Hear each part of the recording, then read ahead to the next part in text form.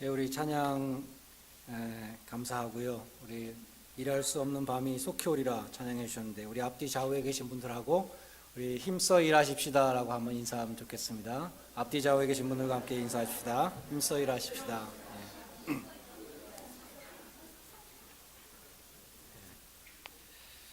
지난 주일에는 설교 초두에 여러분의 새해의 레졸루션이 무엇입니까? 무슨 결심을 하십니까? 라고 물어보았습니다. 그리고 열심을 품고 주를 섬기는 한 해가 되기로 결심하자, 그런 말씀을 드렸습니다. 오늘도 여러분에게 한 가지를 물어보겠습니다. 여러분의 새해의 소원은 무엇입니까? 믿지 않는 사람들도 새해가 되면 복을 많이 받고 싶다, 만사 형통하고 싶다, 이런 말들을 합니다. 여러분들은 오늘 한 해 하나님을 향한 믿음의 소원을, 어떤 소원을 갖고 계십니까? 오늘 본문에 나오는 이 바디메오, 디메오의 아들이라서 바디메오인데, 이 사람에게도 소원이 있었습니다. 그에게는 보기를 원하는 간절한 소원이 있었습니다. 그러나 안타깝게도 그 소원은 죽을 때까지 이루어질 수 없는 소원이었습니다. 그러나 바디메오는 길에 앉아서 구걸을 하다가 예수님을 만나서 그 소원을 이루게 되었습니다. 예수님은 바디메오의 소원을 들어주시면서 뭐라고 그러셨습니까? 내 믿음이 너를 구원했다라고 말씀하셨습니다. 바디메오는 믿음으로 구원받았습니다. 그 바디메오의 믿음이 무엇이었는가? 그것을 오늘 함께 상고하면서 은혜를 나누고자 합니다. 바디메오는 불쌍한 사람이었습니다. 그는 소경이었습니다. 46절에 보면 여리고라는 도시에서 일어난 일이라고 했습니다. 여리고에 하면은 생각나는 사람이 있는데 삭개오라는 사람입니다. 삭개오는 뽕나무에 올라가서 예수님을 기다리다가 예수님의 부르심을 받았습니다. 여리고에는 뽕나무가 많이 있었다는 것이죠. 또 여리고에는 종려나무도 많이 있었다고 합니다. 그리고 여리고는 장미의 도시라고 불릴 정도로 장미꽃도 많이 피었다고 합니다. 그러니까 이 여리고는 그처럼 아름다운 도시였습니다. 그러나 바디메오는 그런 것들을 하나도 볼 수 없는, 그에게는 오직 캄캄한 암흑밖에 보이는 것이 없었습니다. 뿐만 아니라 그는 거지라고 했습니다. 그는 길에 앉아서 지나가는 사람들에게 구걸을 하는 거지였습니다. 제가 어렸을 때 기억나는 것은 한국의 길거리나 육교 같은 데에 구걸하는 거지들이 있었습니다. 다리가 잘린 사람도 있었고 앞을 못 보는 사람도 있었고, 그 사람들이 구걸을 하는데 지나가면 너무나 꺼림직한 거죠, 마음에. 그래서 어머니에게 돈을 달라고 졸라가지고 다시 한참 돌아가서 돈을 주고 왔던 그런 기억도 납니다. 몇 년 전에 미국의 문서보관소가 공개한 한국 전쟁 사진들을 본 적이 있습니다. 특별히 북한군 포로들의 사진들이 많이 나오는데, 그 포로들의 모습은 우리가 옛날에 봤던 거지들보다 훨씬 더 비참한 그러한 모습들이었습니다. 바디메오는 그처럼 불쌍한 소경 거지였습니다. 여기 오늘 바디메오에 대해서 두 가지 단어로 소개하죠. 소경이었고 거지였다. 중요한 것은 바디메오가 자신을 불쌍한 자로 인정하고 있었다는 것입니다. 그래서 나를 불쌍히 여기소서, 그렇게 주님께 부르짖었습니다. 계시록에 나오는 교회 가운데 라오디게아 교회, 지난 주일에는 이 뜨뜨미지근한 교회라고 말씀드렸는데, 이 교회가 주님이 보실 때는 곤고하고 가련하고 가난하고 눈이 멀었고 벌거벗은 그러한 모습이었다는 것입니다. 라오디게아 교회는 한마디로 바디메오와 같은 그러한 비참한 영적인 상태에 처해 있는 교회였습니다. 그런데 스스로는 뭐라 그랬냐면, 나는 부자라, 나는 부요해서 부족한 것이 없다고 그렇게 말했다는 것입니다. 라오디게아 교회는 돈이 많았습니다. 부자 교회였습니다. 그러나 주님이 보시기에는 영적인 소경이요, 매우 가련한 가난한 거지 같은 그러한 교회였다는 것입니다. 사람들이 왜 주님께 나오지 않습니까? 사람들이 왜 주님께 부르짖지 않습니까? 데스퍼레이트한 그러한 필요가 없기 때문이죠. 정말 나에게 간절한 소원이 없기 때문입니다. 혹은 나는 부자이기 때문에, 나는 부족한 것이 없다, 그렇기 때문에 주님 앞에 나오지 않습니다. 자신이 얼마나 하나님 앞에 죄인인가를 깨닫지 못해서 죄 용서함을 받지 못합니다. 십자가의 앞에 나오지를 못하는 것입니다. 여러분은 스스로를 어떻게 생각하고 있습니까? 여러분의 영적인 상태에 대해서 여러분은 어떻게 평가하고 있습니까? 여러분은 영적인 소경이 아니십니까? 믿음의 첫걸음은 내가 불쌍한 죄인이라는 것을 인정하는 것입니다. 바디메오는 자신이 불쌍하다는 것을 알았습니다. 그래서 나를 불쌍히 여기소서라고 부르짖었습니다. 그런데 예수님이 바디메오가 딱 한 번 예수님을 부르자마자 바디메오에게 오신 것이 아니죠. 어떤 사람은 기도라는 것은 자동문과 같아서 기도만 하면 문이 스르륵 열린다, 그렇게 말하는 사람도 있습니다. 구하라 그리하면 너에게 주실 것이요, 찾으라 그러면 찾을 것이요, 문을 두드리라 그러면 너에게 열릴 것이니라 말하지 않았느냐. 문을 두드리면 촥 열린다라고 말합니다. 그러나 그 주님의 말씀에서 구하라, 찾으라, 두드리라는 이 말씀들은 현재 명령형입니다. 헬라어에서 현재 시제는 계속적인 용법이 있습니다. 계속해서 구하고 계속해서 두드리고 계속해서 찾으라는 그러한 말씀인 것입니다. 바디메오는 계속 부르짖었습니다. 너무나 계속 시끄럽게 부르짖었기 때문에 사람들이 스탑 시키려고 그랬죠. 시끄럽다고, 조용히 하라고 꾸짖었습니다. 그래도 그는 굴하지 않았습니다. 성경에 보면 48절에 더욱 심히 소리질러 부르짖었습니다. 아마도 눈에 눈물이 가득해서 예수님이 어디 있는지 모르지만 예수님이 있을 곳이라고 생각되는 쪽을 향해서 손을 흔들며 나를 불쌍히 여겨서 목청이 터지라고 계속 부르짖었을 것입니다. 주님은 너희가 기도할 때에 낭망치 말라, 한두 번 기도하고 안 된다고 기도를 중단하지 말라, 그러면서 비유를 두셨습니다. 어떤 마을에 아주 불의한 재판장이 있었는데 하나님도 경외하지 않고 백성들에 대해서 아무 관심 없는 아주 나쁜 재판관이 있었는데 어떤 과부가 가서 날마다 원한을 풀어달라고 호소했다는 것입니다.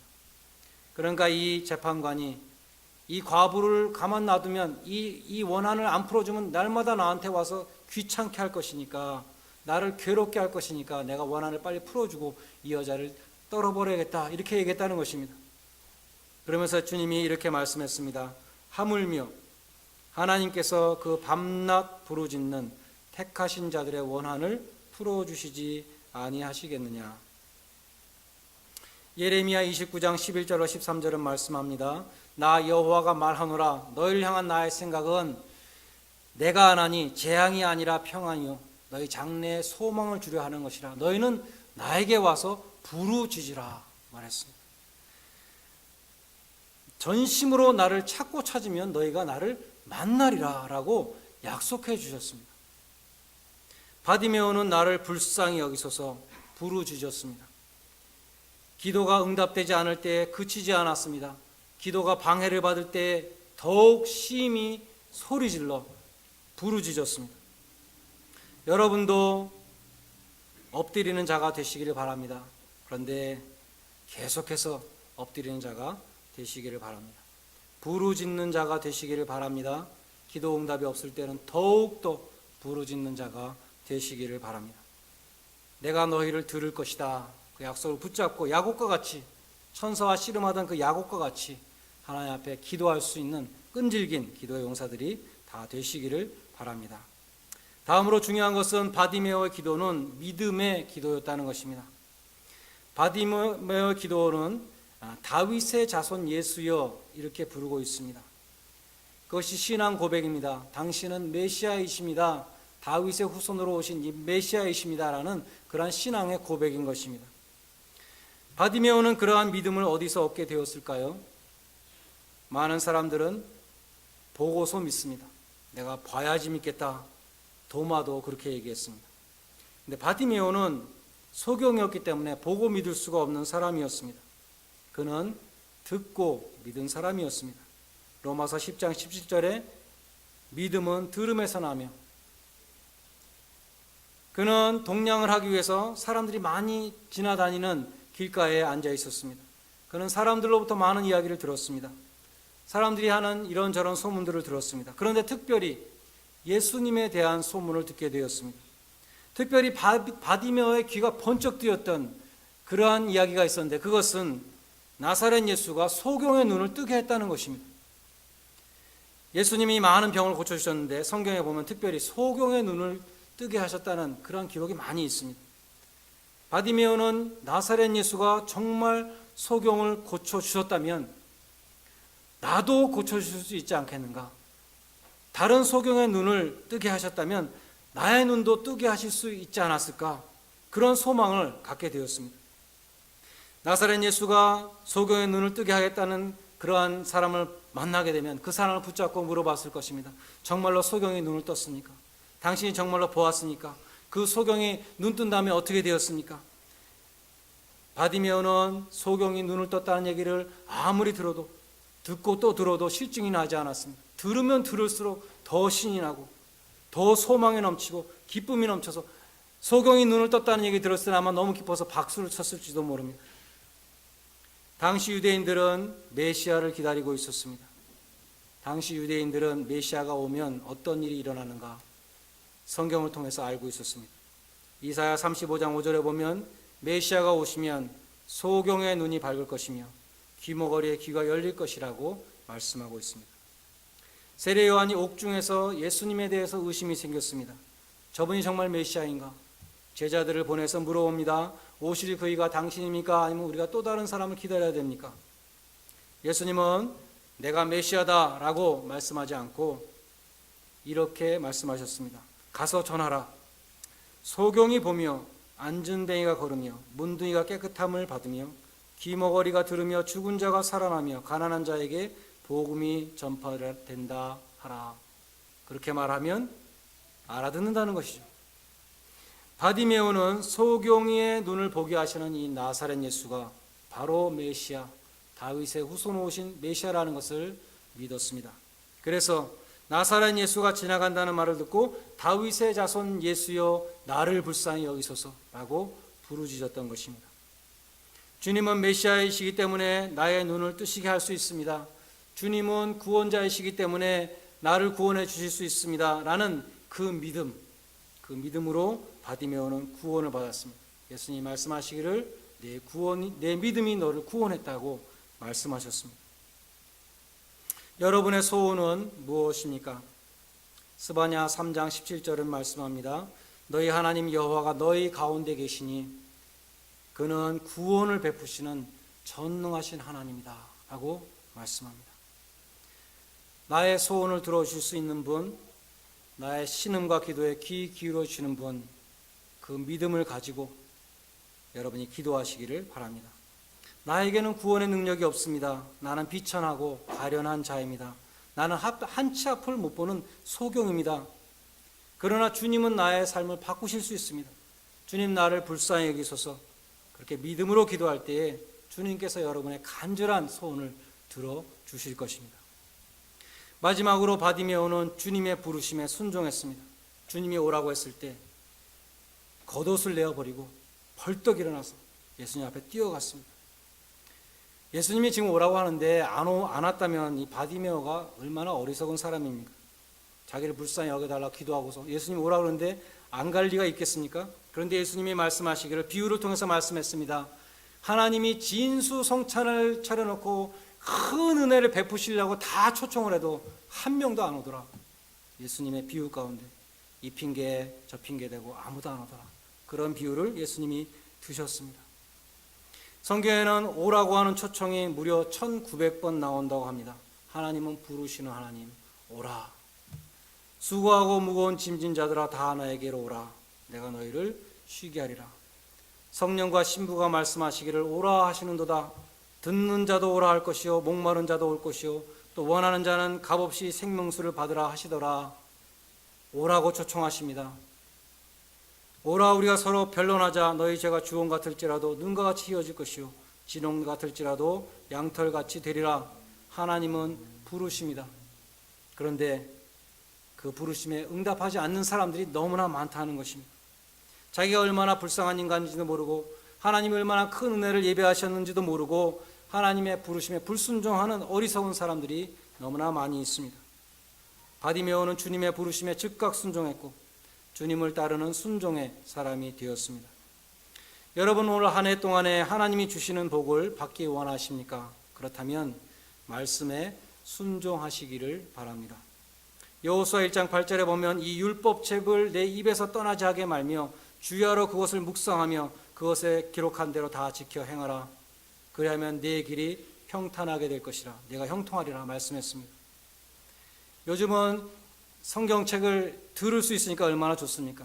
성경을 그냥 읽기만 하면 잘 머릿속에 안 들어오는데 시청각이죠. 읽기도 하면서 또 틀어놓으면 인터넷에서 틀어내면 얼마나 머릿속에 쏙쏙 들어오는지 알 수 없습니다.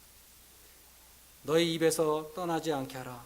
성경을 가까이 하라고 말씀합니다. 그리고 성경 말씀대로 순종해야 되는 것입니다.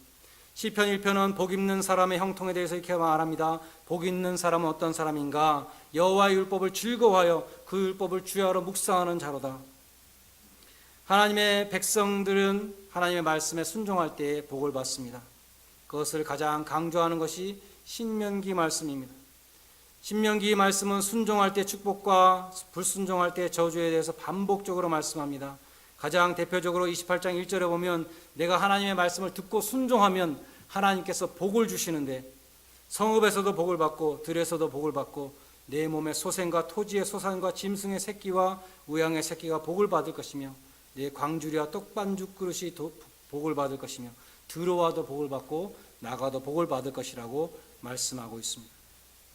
구약성경에서 여호수아, 사사기, 사무엘상하, 열왕기상하, 역대상하 많은 역사서가 있습니다. 그런데 그 성경의 역사서를 꿰뚫고 있는 역사관이 있는데 그 역사관이 신명기의 신학이라는 것입니다. 신명기의 신학은 말씀드린 대로 말씀에 순종하면 복을 받고 불순종하면 저주를 받는다. 그것이 신명기의 신학입니다. 여러분들이 열왕기상하, 역대상하를 읽어보면 어떤 왕에 대해서 말하기를 그 왕은 하나님의 말씀에 순종해서 복을 받았더라. 그 왕은 여호와의 도에서 벗어나서 불순종하고 그의 일생은 하나님 앞에 저주받은 일생이더라. 그러한 평가가 제일 마지막에 꼭 나오는 것을 볼 수 있습니다. 우리의 일생도 마찬가지입니다. 하나님의 말씀을 내가 얼마나 가까이 하고 그 말씀에 얼마나 순종했는가, 거기에 따라서 우리 일생의 성공과 실패도 나뉘게 될 것입니다. 올 한 해의 성패도 여러분이 하나님의 말씀을 얼마나 가까이 하고 얼마나 말씀에 순종했는가, 거기에 달려있다는 것을 명심할 수 있기를 바랍니다. 말씀을 맺습니다. 사도행전 26장 18절에 보면 주님께서 바울에게 사명을 주십니다. 이런 사명을 주셨습니다. 그들의 눈을 뜨게 하라. 어두움에서 빛으로 끌어내라. 사단의 권세에서 하나님께로 돌아오게 하라. 그런 사명을 주십니다. 그들이라는 것은 이스라엘과 이방인들인데 바울을 이제 파송해서 사도 바울이 가서 해야 될 일이 무엇인가? 소경의 눈을 뜨게 하라. 그렇게 말씀하십니다. 주님은 영적인 소경들의 눈을 뜨게 하라는 사명을 주신 줄로 믿습니다. 그것이 또한 우리 교회의 사명인 줄로 믿습니다. 찬송가에 보면 페니 크로스비라는 작곡가 이름이 참 많이 나옵니다. 그녀는 태어난 지 6개월 만에 시각장애인이 되었습니다. 낭만과 무력함의 긴 세월을 지나고 30살이 되었을 때 뉴욕의 어떤 전도 집회에 참석하게 되었습니다. 사람들과 같이 찬송가를 불렀습니다. 웬 말인가 날 위하여 주 돌아가셨나. 우리도 잘 아는 이 찬송가를 반복해서 부르는 가운데 이 여자가 하염없이 눈물을 흘리고 복음을 믿게 되었습니다. 복음의 은혜를 깨달았습니다.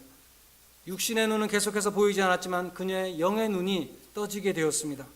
그래서 95세까지 8,000곡의 찬송가를 남겼습니다.